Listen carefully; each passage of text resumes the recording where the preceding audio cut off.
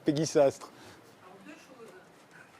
La première, c'est que psychologiquement, au niveau de la stratégie, Valls et Rossignol, faut qu'ils apprennent des cours de psychologie parce que plus on diabolise les choses, plus on les rend désirables. Donc c'est en disant genre le voile c'est affreux, etc. Il faut l'interdire et tout. Je dirais, la prohibition ça n'a jamais rendu les gens sobres. Et la deuxième, c'est que je suis un peu gênée par cet accent qui est pris dans les médias régulièrement, justement sur le fait religieux, il y a des voiles, etc. Alors que c'est juste l'inverse de la tendance générale. La tendance générale, c'est que les gens deviennent de moins en moins religieux. Ils se radicalisent, mais les radicalisations, c'est vraiment une minorité. La tendance générale, c'est que les générations actuelles sont moins religieuses que celles de leurs parents. Et justement, même dans les pays où il y a un régime théologico-politique, les jeunes veulent de moins en moins que la religion, ils veulent la laïcité, ils veulent de moins en moins que la religion soit dans leur vie. Donc voilà, c'est juste, je voulais préciser ça parce que voilà. Alors oui, tout le monde a vu. Claire Sercombe.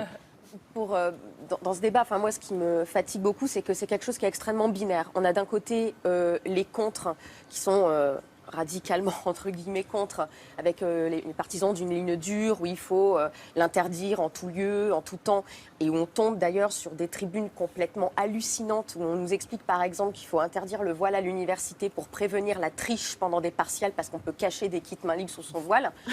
Si c'est pas un amalgame quelque part entre femme voilée égale tricheuse, moi je sais pas ce que c'est. Et puis de l'autre côté, ceux qui nous expliquent, comme ce qui s'est passé avec le Hijab Day à Sciences Po, où on va appeler ça avec un nom anglais puisque ça fait plus branché et puis dans l'air du quartier, voilà, du côté de Saint-Germain, etc. Qu'en fait ça peut être un outil d'émancipation, ce qui est aussi, je pense, une vraie arnaque intellectuelle, parce que demandons aux femmes iraniennes si elles pensent que le voile c'est un outil d'émancipation au quotidien. Et puis le gros problème dans les discours des politiques qu'on a eus, c'est que personne ne parle vraiment des femmes qui sont voilées. Quand Laurence Rossignol dit que ce sont des militantes politiques, qui est-elle pour décréter ça? Est-ce qu'elle est allée interroger et parler avec des femmes voilées? Et moi, je pense que c'est très important de pouvoir avoir un discours serein sans systématiquement tomber dans la stigmatisation des êtres humains qu'il y a sous les voiles. Eugénie Bastier. C'est incroyable, j'ai presque été d'accord avec Osez Féminisme. Ah, bravo, non. Champagne. Non, mais ce que je veux dire, ce qui m'a gêné dans le Hijab Day, c'est la volonté de démystifier un bout de tissu. Et c'est comme si on disait on veut démystifier la soutane. Enfin, ça n'a aucun sens. C'est un objet qui est par essence symbolique et religieux, puisqu'il est destiné à couvrir les cheveux des femmes du regard concupiscent des hommes. Donc on ne peut pas faire semblant, on ne peut pas faire comme si c'était un bout de tissu comme un autre. Et il n'y a pas de pays dans le monde qui oblige, il n'y a aucun pays dans le monde qui oblige les femmes à porter la mini-jupe. Il existe des pays dans le monde où on est obligé de porter le voile. Donc on ne peut pas faire comme si c'était un vêtement comme les autres. Après, je suis d'accord également avec Peggy Sastre qui dit plus on désignera le voile comme un objet de transgression par rapport à un ordre républicain, plus ceux qui rejettent cet ordre républicain s'en saisiront et le porteront en emblème de résistance et de volonté de ne pas s'intégrer. Même le fait de l'interdire à l'école, en fait, on pousse les filles dans les lycées. Oui, mais alors, c'est pas une autre question parce qu'en même temps, ce sont des mineurs et on peut considérer qu'elles ne font pas un choix justement libre et consentant. Non, mais pour le coup, j'ai pas d'avis. Et qu'est-ce que voilà, vous m'avez pas Ça fait rien, je te redonnerai la parole. Auria Bentouabi. Moi, alors, la question du voile, elle remonte de maintenant et elle est sans cesse réactivée très régulièrement. Moi, ce qui m'intéresse ici de voir et de finalement souligner, c'est quand même que ça intervient à un moment très particulier. La question du voile, quand même, c'est un prétexte pour ne pas parler d'autre chose aussi. Pour moi, c'est aussi une stratégie de diversion, puisque le voile, d'abord, à l'université, il n'y a pas de problème. Majoritairement, il y a la conférence des présidents d'université, personne n'a signalé de problème majoritaire, à part quelques petits... mais des problèmes insignifiants au regard de l'importance qu'on lui accorde. Donc pourquoi cette obsession, encore une fois, pour le voile, et pourquoi vouloir légiférer sur un problème qui n'existe pas? Moi, je pense que de manière, il y a peut-être deux réponses à donner là-dessus. Premièrement, c'est qu'on s'empresse tout le temps, quand il s'agit des femmes musulmanes, et encore plus quand elles sont voilées, de parler à leur place. C'est-à-dire elles sont finalement, on les prive de parole. Alors elles ont énormément de porte-parole qu'elles n'ont pas demandé, qui leur disent ce qu'elles ressentent, c'est-à-dire que nécessairement ce serait une forme de domination, qu'elles seraient finalement, elles accepteraient leur subordination, etc. On n'accepte pas de voir que par ailleurs, elles puissent, elles, tenir. Alors, c'est un discours qui peut être celui d'un discours d'émancipation ou même d'un libre choix, tout simplement, d'un libre choix. Donc, moi, ça me semble quand même, pour quelqu'un qui se dirait féministe comme Manuel Valls, du coup, c'est quand même étrange d'être porte-parole de femmes et de ne pas les écouter à ce niveau-là. Ensuite, la question du voile. Pourquoi maintenant je veux dire, pourquoi est-ce qu'on ne parle pas, pourquoi le même Valls et d'autres féministes ne s'empressent pas de la même façon de dénoncer, la réforme du Code du travail qui va quand même être particulièrement pénalisant pour les femmes. Bon, peut-être qu'on aura l'occasion d'en... Oui, je suis ravie d'en discuter avec vous. Non, mais je veux dire, je disais justement que Manuel Valls arrivait à un moment, je veux dire, il ressort cette question du voile ces derniers jours, au moment où la mobilisation, du coup, pour la réforme du Code du travail continue. Donc, voilà, pour moi, c'est aussi la question du voile et aussi une manière de voiler la question sociale. Yann Ducret. C'est vrai que les questions féminines, que ce soit de l'avortement, on en parlera tout à l'heure, ou du voile, c'est toujours vecteur d'une question d'identité nationale. Et on les voit souvent en période présidentielle d'ailleurs ou pré-présidentielle. Là, qu'est-ce qui se passe? C'est vrai que, alors il y a beaucoup de gens quand même, il n'y a pas uniquement une obsession des politiques gratuites ou une obsession des médias qui est gratuite, il y a aussi réellement une inquiétude de beaucoup de Français face au voile. Ce qui dérange, c'est ce qui... Elle est créée, cette inquiétude. Elle est créée, oui et non. Comme Il y le a marketing, beaucoup, elle est créée parce qu'on en parle tout le temps. Enfin, oui, mais il y a beaucoup de gens, il faut essayer de comprendre aussi, il y a beaucoup de gens qui ont peur de cela. Et il faut essayer de les comprendre plutôt que de dire vous êtes juste victime des médias, vous êtes des gros cons qui votaient à extrême droite, par exemple. Il y a des gens il y a des gens qui ont réellement peur de cela parce que ils pensent que véritablement le voile cache quelque chose et c'est pas la femme qui est en dessous. Ils pensent véritablement il y a les mots d'islam politique, il y a la théorie du grand remplacement, c'est toujours la théorie de l'inconnu, de ce qui fait peur et finalement comme si quelque chose sous le voile allait venir basculer nos valeurs républicaines. Et c'est ça le discours de l'interdire à l'université, c'est nous sommes dans un état de droit laïque et le voile vient remettre en question cet état de droit laïque. Alors qu'on ne va pas les dévoiler, les veuves portugaises ou espagnoles qui se voilent naturellement. Et ça, c'est très dérangeant. C'est la politisation, en effet, du voile. Le deuxième point, je suis assez d'accord, c'est toujours penser que... Parce que finalement, c'est le voile musulman, islamique, qui pose véritablement problème, et de penser à la place de ces femmes-là comme si elles n'avaient pas les vecteurs de compréhension ou de maîtrise de leur propre vie, finalement, et de leur propre émancipation. Je trouve qu'aller donner des leçons de morale, finalement, de liberté, c'est assez dérangeant. Mais je comprends aussi les féministes, peut-être d'une autre génération, qui ont l'impression, voyant ce voile se répandre, pensent-elles, parce qu'il se répand dans les médias en tout cas, en effet, parce qu'on en fait une obsession. Dans la mode. Elles ont l'impression, oui, et dans la mode, on le voit là dans les images qui défilent, elles ont l'impression que ces femmes refusent quelque part toute la liberté qu'elles ont acquise à force de combat. Et quelque part, il y a une sorte de blessure, dire mais nous on s'est battus pour quelque chose et vous voulez vous soumettre à un système, quelque part vous refusez cela, vous refusez nos valeurs et notre héritage.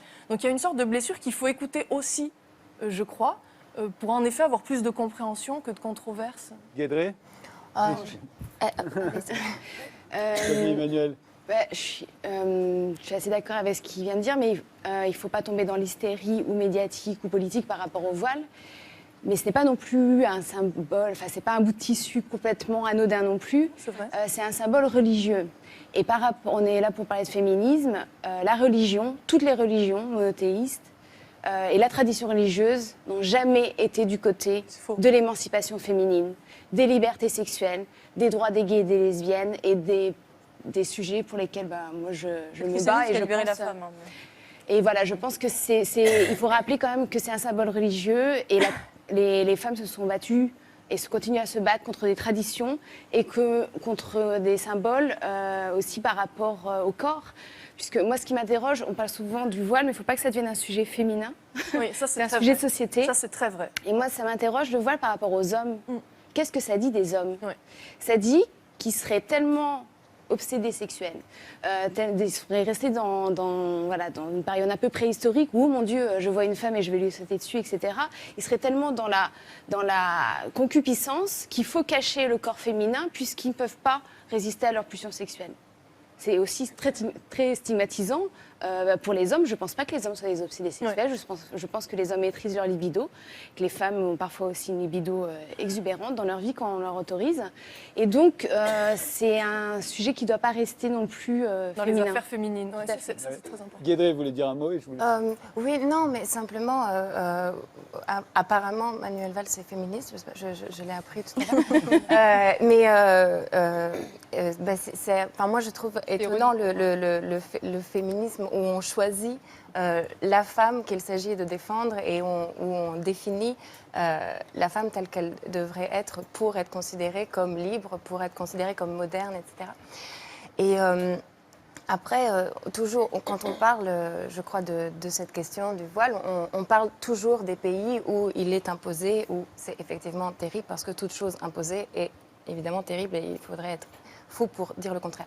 Mais seulement, on en parle ici en France, et quand personne ne dit il faut aller libérer les femmes oppressées. Je veux dire, quand on parle de ces pays-là, quand on traite avec eux, c'est pour faire du commerce, c'est pas du tout pour libérer leurs femmes. Donc c'est assez étonnant. Pierre Sarcombe. Oui, c'était aussi pour rebondir sur l'aspect République, valeurs de la République, etc. Le débat, il est orienté sur le voile, faut-il interdire ou pas, etc. Faut quand même savoir, puisque Camille a dit, et elle a raison, que les religions, toutes les religions ont fait quand même de leur cible les femmes, que c'est pas normal qu'il y ait par exemple de l'argent public en France en 2016 qui serve à financer des établissements d'enseignement ou de formation catholique. Moi, j'aimerais qu'on m'explique en fait comment c'est possible. Soit on est cohérent et on l'est de A à Z, ou alors on ne se met pas en fait à stigmatiser une partie de la population.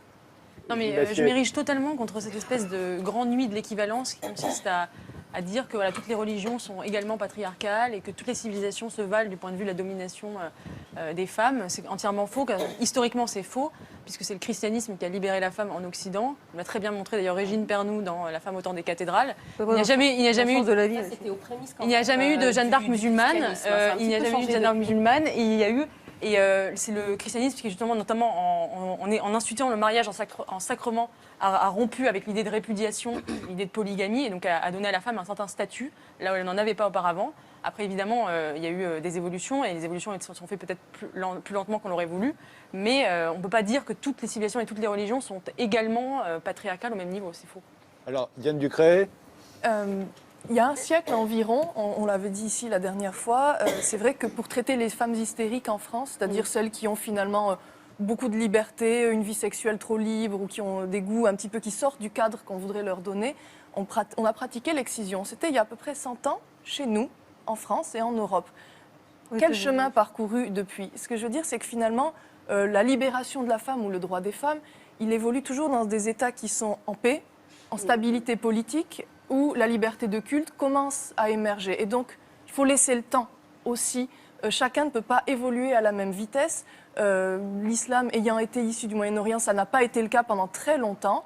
Chez nous, ça va demander une génération, peut-être deux, mais ça va. Il faut laisser à chacun l'idée de trouver sa propre liberté dans le cadre qui lui est propre. Oria Buntami. Oui, moi, je m'étonne un peu quand même de la manière dont on s'improvise très vite anthropologue des religions et où on considère qu'il y aurait toutes les religions dans toutes les sociétés historiques, etc., auraient été nécessairement des sociétés patriarcales, de domination, etc.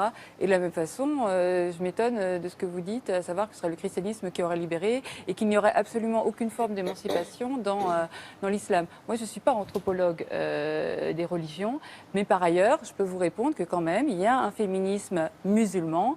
Et puis, alors, allons-y. Donc, vous parlez de la répudiation, etc., que le christianisme aurait interdit ça. Mais je veux dire, dans l'islam, allons-y, je peux moi aussi, avec ce que je connais comme ça, sans être anthropologue, le droit à l'avortement, alors ça existe dans les pays musulmans. Le divorce, bien avant l'Occident, on peut y aller. Enfin, si vous voulez, moi, je ne suis pas anthropologue des religions. Je ne sais pas ce que le voile signifie en Jordanie, dans les villes, dans les campagnes. Je ne sais pas exactement ce qu'il signifie, mais là, enfin, un peu plus, du moins, en France. Vous voyez, on ne peut pas commencer à tout lisser historiquement et à dire qu'il n'y a pas de différence entre les sociétés historiques. C'est pas possible.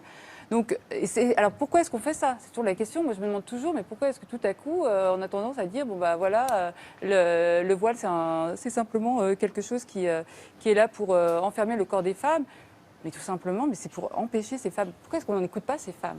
Je veux dire, pourquoi est-ce qu'en France, on n'écoute pas les femmes, les filles voilées? Pourquoi? Mais il n'y en a pas ce soir d'ailleurs. Enfin, Oui, de fait d'ailleurs. Effectivement, pas ce soir, mais j'ai fait attention à ce qu'il y en ait qui les défendent. Mais c'est vrai que c'est pas une émission de témoignage, donc on se dit, voilà, il y a pas on va pas inviter quelqu'un parce qu'elle est voilée. On ne peut pas dire à quelqu'un, tu es opprimé, tu ne le sais pas, tu es opprimé. On n'a pas dit ça. Mais c'était pas long. C'est ce qu'on dit aux femmes quand elles restent à la cuisine ou au foyer, quand elles portent un tablier. On leur dit elles ont intériorisé la domination. Alors je vois pas pourquoi on ne le dirait pas pour une femme qui porte un voile. Oui. Qu'est-ce que ça veut dire le voile? Oui, sauf que très souvent, les filles en question, ça a été donc en France pour les affaires du voile, c'est des convertis, donc du coup qui ont beaucoup plus, qui ont eu une sorte de féminisme, une position féministe là-dessus, de militantisme. Donc c'est pas la même chose que l'expérience ordinaire d'être dans la cuisine. Et juste un dernier truc, je crois qu'on parle quand même, enfin, et d'ailleurs il n'y a pas un débat féministe aujourd'hui sans qu'on parle de la question du voile, je crois qu'on en parle beaucoup, peut-être beaucoup trop. Oh, oui, je suis d'accord. Et on donne la parole aussi à des personnes parfois un petit peu extrémistes, des femmes qui font du voile un symbole féministe, je suis désolée, je trouve ça vraiment contradictoire. Et il y a d'autres femmes qui sont musulmanes et qui ne portent pas le voile et qui vivent leur foi.